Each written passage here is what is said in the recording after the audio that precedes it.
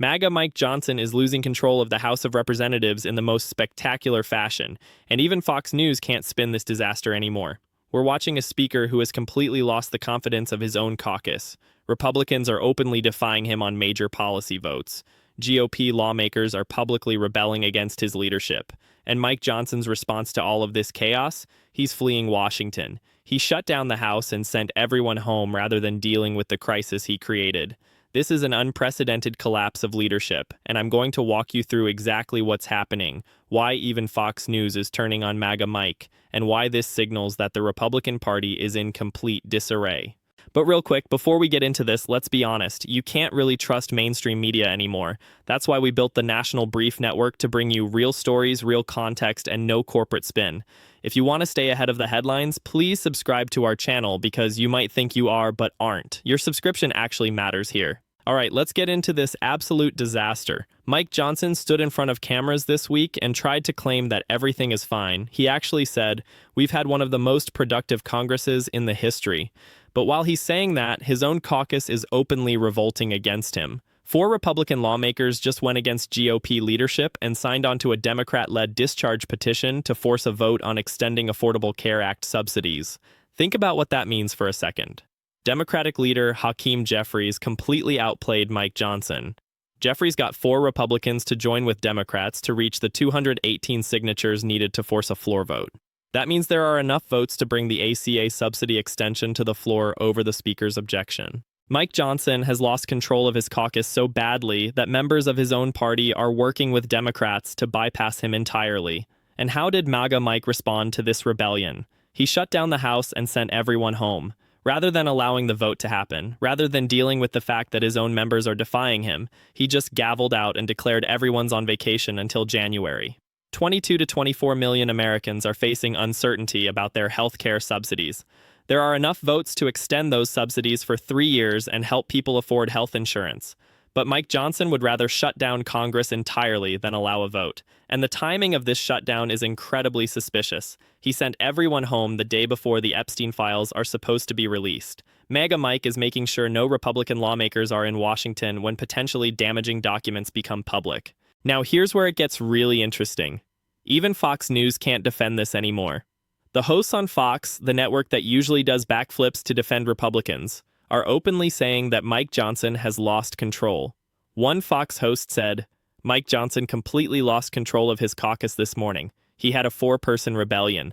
Leader Jeffries completely played him." Played him. That's Fox News admitting the Democratic leader outsmarted and outmaneuvered the Republican speaker. The Fox host continued, "Jeffries didn't go for any of the earlier discharge petitions. He waited it out for his 3-year extension. And then he got Republicans like Fitzpatrick and Lawler to fold and come over to his side. Now there's going to be a vote." And then another Fox host jumped in and said, "Let me just make it clear. Leader Johnson is not in control of his caucus." That's Fox News saying Mike Johnson has lost control. When even your own propaganda network can't defend you anymore, you know things are catastrophic. Mike Johnson then went on camera and tried to defend himself, and honestly, it was painful to watch. He's quite literally the live-action version of the "this is fine" meme. Everything is on fire around him, and he's just sitting there pretending it's all under control. He kept insisting he's in charge while simultaneously making excuses about having the smallest majority in U.S. history. He said, "These are not normal times. When you have a razor-thin margin like we do, you don't have the luxury of having people disagree." But that's exactly the problem. Mike Johnson can't manage even a tiny majority. He can't keep his own caucus together on basic policy issues, and rather than learning how to lead effectively, he just shuts down Congress when things don't go his way. Now, let's talk about the broader disaster of what's happening here, because this healthcare fight reveals something devastating about the Republican Party. It's been 8 years since John McCain gave that famous thumbs-down vote that killed the Republican plan to replace Obamacare. 8 years. And in those 8 years, Republicans still haven't come up with an alternative healthcare plan. Just this month, a reporter asked Mike Johnson directly, "Do Republicans have a plan to address the Obamacare subsidies?" And Johnson confidently said, Yes, we can have that ready immediately." That was over a month ago, and you know what? There's still no plan. Republicans have had almost a decade to develop an alternative to Obamacare, and they've come up with absolutely nothing. And now, the centerpiece of Trump's healthcare plan is to extend the Obamacare subsidies, the same Obamacare that Trump constantly posts about saying it sucks. So Trump's big healthcare plan is to extend a program he claims to hate. That's the level of incompetence we're dealing with here. And meanwhile, while millions of Americans are worried about losing their health insurance, Trump gave an address to the nation this week that was so full of lies that CNN's fact-checker Daniel Dale was working late into the night debunking it. Dale pointed out that Trump claimed inflation has stopped, but inflation is currently at 3%. That's not stopped. That's Trump lying. Trump claimed he inherited the worst inflation in the history of the country, but Trump inherited 3% inflation in January. The peak during the Biden era was 9.1%, which was about a 40-year high, nowhere close to the all-time high of over 23%. Trump also claimed he's cut prescription drug prices by 400 to 600%. As Dale pointed out, those figures are mathematically impossible. If you cut something by more than 100%, people would be getting paid to take their medications. That's obviously not happening. So Trump gave a major address to the nation, and every single claim was either exaggerated or a complete lie. And this gets to a bigger problem. The American people are not buying what Trump and MAGA Mike are selling anymore. Recent polling shows that Trump's approval rating has crashed to just 39%. That's down 2 points just from earlier this month. Among people who voted for Trump in 2024, only 50% now strongly approve of him.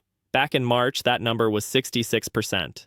Think about that collapse. Trump is losing support even among his own voters. And when it comes to the economy, which Trump constantly brags about, 72% of voters say national economic conditions are either not good or in poor condition. People can see that prices are still high. They can see that housing is still unaffordable. They can see that wages aren't keeping up. And no amount of manipulated statistics or lies in speeches is going to change people's lived experience. And we're even seeing Trump's base starting to turn on him. There was a moment this week where a Republican voter called into a show and directly criticized Mike Johnson. The caller said, "As a Republican, I am very disappointed in my party, and I'm very disappointed in you because you do have the power to call the House back. You refuse to do that." That's a Republican voter publicly attacking Republican leadership for failing to act on health care. This is what happens when you prioritize political games over actually helping people. Eventually, even your own supporters get fed up. Now let's talk about what Mike Johnson has been doing instead of addressing healthcare. He's been creating distractions and engaging in political theater. One of the things Johnson has focused on is delaying the swearing-in of Democratic Representative Raul Grijalva. Reporters asked Johnson directly about this, and he tried to claim it has nothing to do with the Epstein files.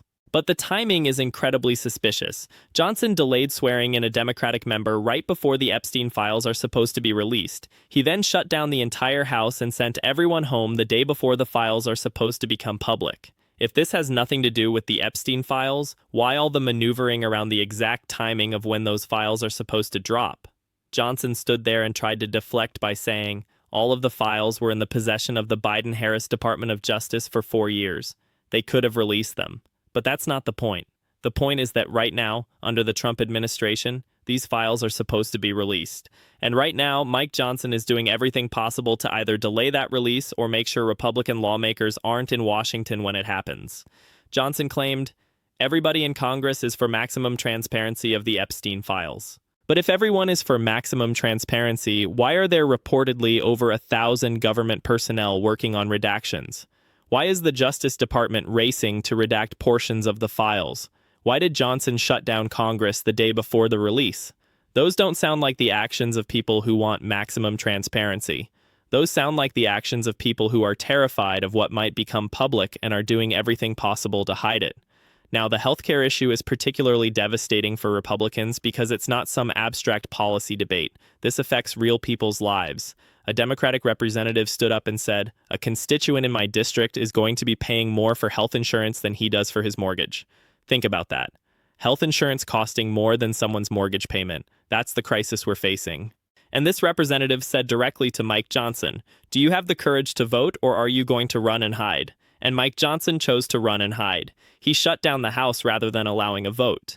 Democrats made it very clear what's happening. One said, listen carefully, American people, how they decry this bill, and yet they won't even have a vote. This Republican Party has spent more time delaying, running, and shutting down the government than they have passing any notable legislation. And that assessment is absolutely correct. What major legislation has this Congress passed? What significant accomplishments can Mike Johnson point to? He claims this has been one of the most productive Congresses in history. But where's the evidence of that? Where are the major bills that have improved people's lives?